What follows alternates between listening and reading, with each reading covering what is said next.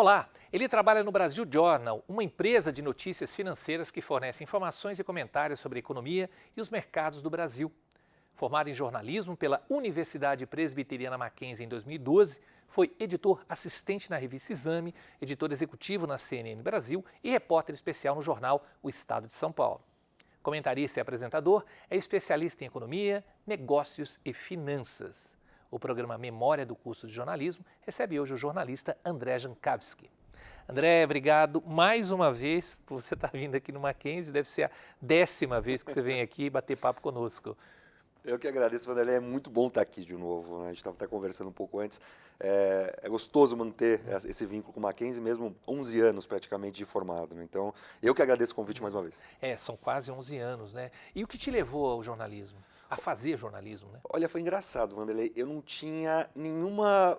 Nunca tinha pensado naquela coisa, eu gostava de escrever, eu sempre sonhava em ser jornalista, em estar na Globo, como a gente vê ali o começo de muitos jornalistas. Foi engraçado que minha irmã, quando eu estudava na escola técnica Capricho de Gonzaga, estava tentando entender o que ia fazer de faculdade, nem sabia se ia conseguir fazer faculdade, minha família não tinha condições financeiras para pagar, para passar numa universidade pública eu teria que estudar mais, então ia me preparar melhor, então não tinha pensado nesse assunto.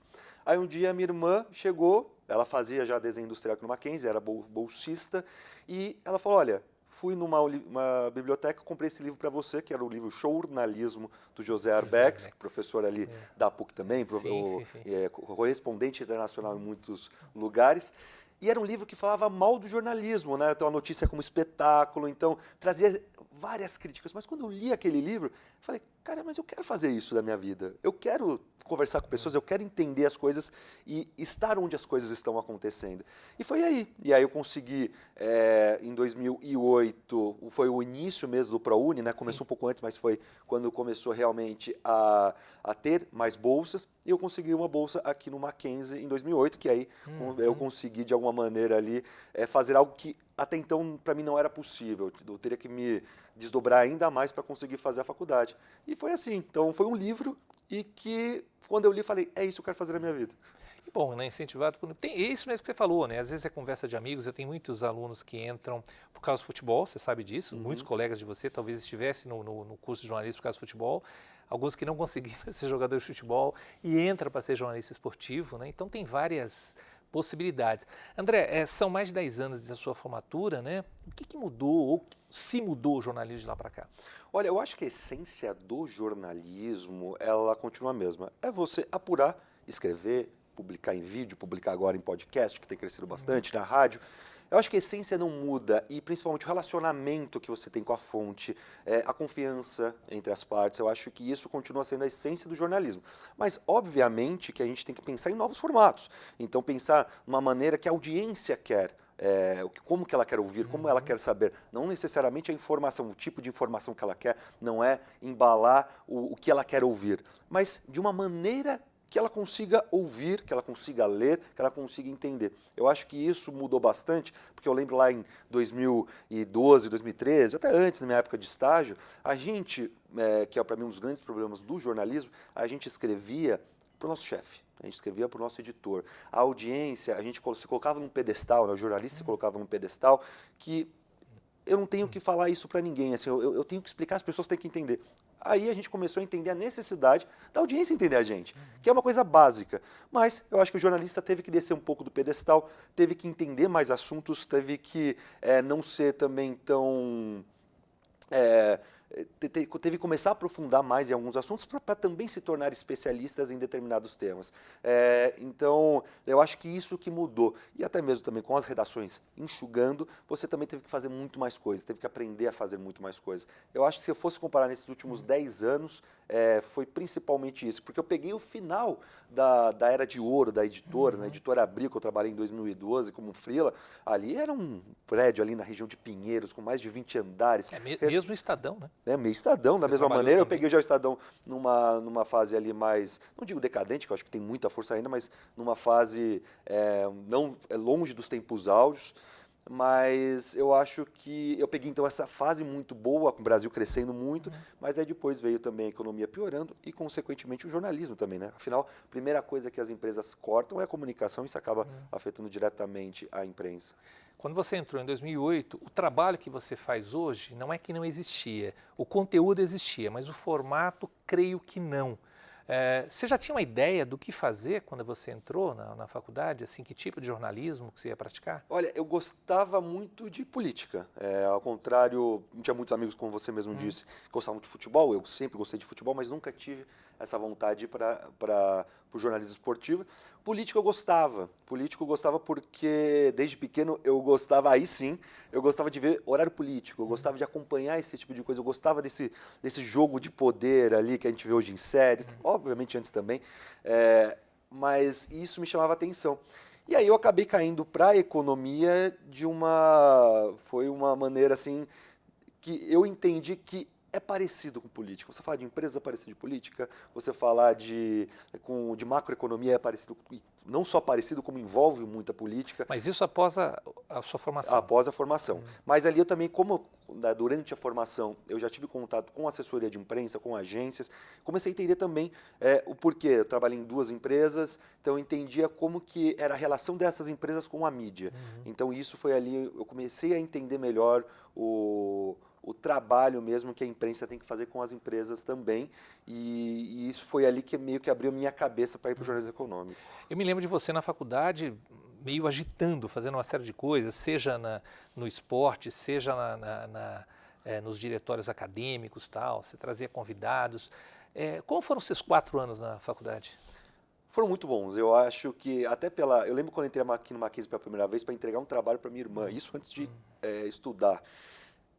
Eu lembro que eu entrei aqui, eu vi o prédio ali de arquitetura, eu falei, caramba, que faculdade é essa? Eu não sabia que existia um lugar como esse, eu ficava muito ali preso na Zona Leste de São Paulo, no máximo ia ali para o centro, então você não tinha ali noção de como era a grandiosidade ali do Mackenzie. E quando eu entrei aqui, eu percebi o quanto que era importante aproveitar a faculdade até o último ponto, né? E não aproveitar suas festas, que eu também aproveitei, mas a questão de você aproveitar aqui para você começar a ser lembrado, porque você começa o relacionamento, que eu disse até no começo aqui da nossa conversa, na faculdade, seja com professores, eu estou aqui porque eu tive um relacionamento bom com você, com outros professores aqui, no Mackenzie, com direção, seja com amigos que já me indicaram para trabalho, eu já indiquei eles para trabalhos, então esse é o primeiro networking que você faz.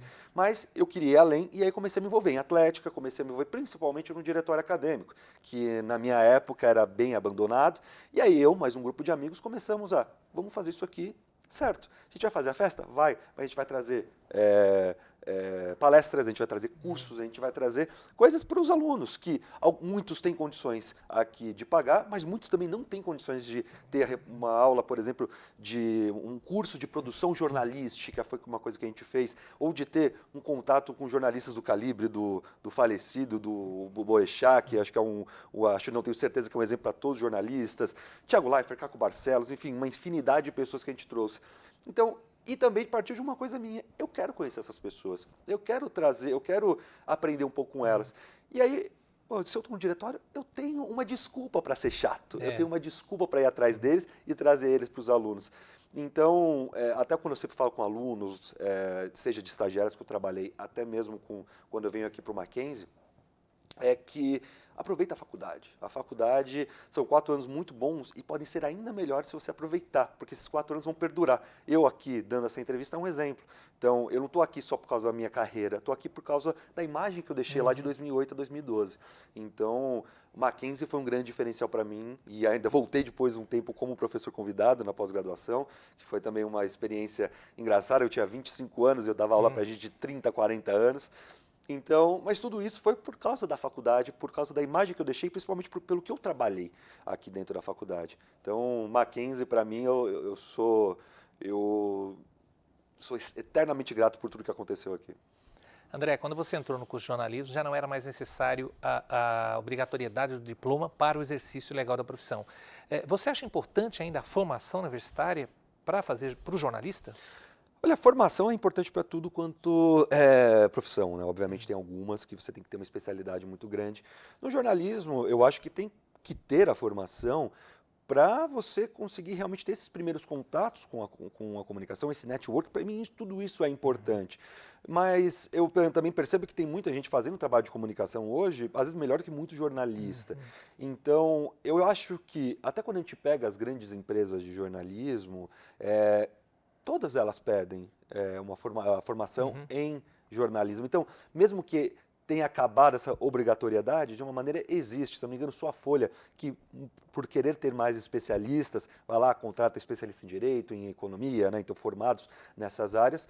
Mas o que eu percebo é que pode ter acabado essa obrigatoriedade lá em 2008, que eu lembro que foi uma das primeiras aulas que a gente teve falando dessa questão, mas na prática não mudou muito. Então, muitos lugares pedem MTB, e no fim das contas, você, como eu disse, para você dar o primeiro passo no jornalismo, às vezes você precisa ter contato, você precisa conversar com as pessoas. As pessoas precisam conhecer você, porque você não indica a gente que você não confia. Então, eu acho que a faculdade é isso, é um espaço de networking. Eu acho que não é nem só no jornalismo que está tendo essa discussão se faculdade é necessária ou não, mas no final das contas, até com o crescimento só de EAD puro e tudo mais, as empresas, e eu converso com muitos CEOs de empresas de educação, eles falam, olha, o modelo EAD ele é importante para você ter uma disseminação, sim, do ensino superior no Brasil, que infelizmente ainda é para poucos, mas o que vai realmente crescer é o ensino híbrido, que é que você tem o EAD, que vai diminuir custos tanto para o aluno quanto para as empresas, mas as pessoas têm que ter contato, as pessoas têm que conversar, as pessoas têm que trocar. É isso. Eu acho que esse tipo de ensino nunca vai mudar. E a faculdade é essencial para isso. Então, acho que sim, os jornalistas diplomados vão continuar sendo preferidos do que os não diplomados. André, eu vejo hoje que a formação do jornalismo, claro, além de formar para a redação, ela tem que ser um pouco mais aberta, né, para várias áreas da comunicação. Você considera o seu trabalho um trabalho de redação ou você considera na comunicação de forma geral? Como você considera o que você faz? Olha, hoje eu continuo em redação, então eu tive sorte também, eu também vou colocar meu mérito de conseguir trabalhar em redação nos últimos 10 anos. De 2012 a 2022 foram em veículos consolidados, mas aí agora... Que a gente chama, vamos chamar de jornalismo tradicional, talvez, né? Isso, Editora Abril, então, no Estadão, CNN quando surgiu, o próprio Isto é Dinheiro, que foi meu primeiro lugar que eu trabalhei, que foi lá na Editora 3. Mas o Brasil Journal, ele é um veículo que é novo, que veio do Geraldo Samor, que foi o criador ali de um blog que era na Veja Supermercados, e você começa a ter veículos muito mais direcionados. Então hoje eu não falo necessariamente com uma pessoa que está querendo aprender a investir. Eu falo com tomadores de decisão, com CEOs de empresa, eu falo com políticos dos mais diversos calibres e eu produzo conteúdo inclusive para eles. Então eu acho que esses veículos cada vez mais especializados, eles ganham espaço, porque uma Folha, um Estadão, uma Globo, uma CNN, enfim, uma Abril com a Veja, eles às vezes, como eles têm que mostrar o conteúdo e traduzir o conteúdo de uma maneira muito mais simples, sem ser simplista, mas de uma maneira mais simples para ter uma total compreensão, lá eu posso ser um pouco mais direcionado, lá eu consigo fazer uma pergunta, entre aspas, mais difícil. Então eu acho que isso acaba... ele é o futuro do jornalismo também, e a gente fala de dinheiro, o dinheiro também de grandes empresas está indo para esses veículos, porque você consegue ali realmente trazer um conteúdo ali diferenciado. Não que o outro seja ruim, mas aqui ele acaba sendo mais direcionado e mais rico para, de repente, pessoas que saibam mais sobre o assunto. Então, ali maneiras diferentes de ver a comunicação, e eu continuo achando que é um trabalho de redação, porque a gente continua ali hoje são uma redação de 7 pessoas e todas ali totalmente focadas naquilo que fizeram em veículos como Exame, como Estadão, como Isto É, enfim, como Valor, como revistas da Editora Globo. Então, eu acho que só está mudando um pouco a forma e o conteúdo também, mas no final das contas tudo continua sendo redação. Você acredita que é um distanciamento em termos de conteúdo da universidade para o mercado? Falando em economia, eu acho que sim. Até aqui no Mackenzie tive professores muito bons, só que eu acho que até o jornalismo econômico, ele é o patinho feio em alguns momentos dos próprios alunos, que acham que é difícil. É número, eu jamais vou entender o que é isso, o que é aquilo, o que é inflação, o que é deflação.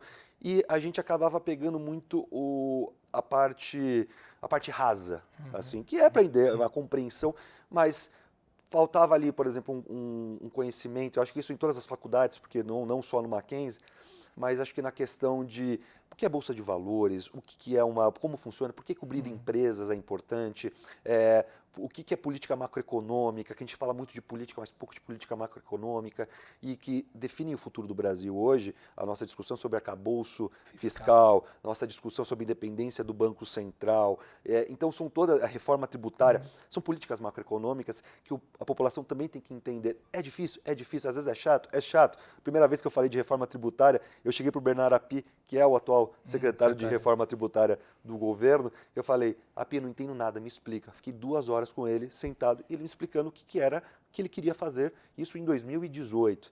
Então, eu acho que, e aí a gente tem que também fazer esse trabalho de traduzir.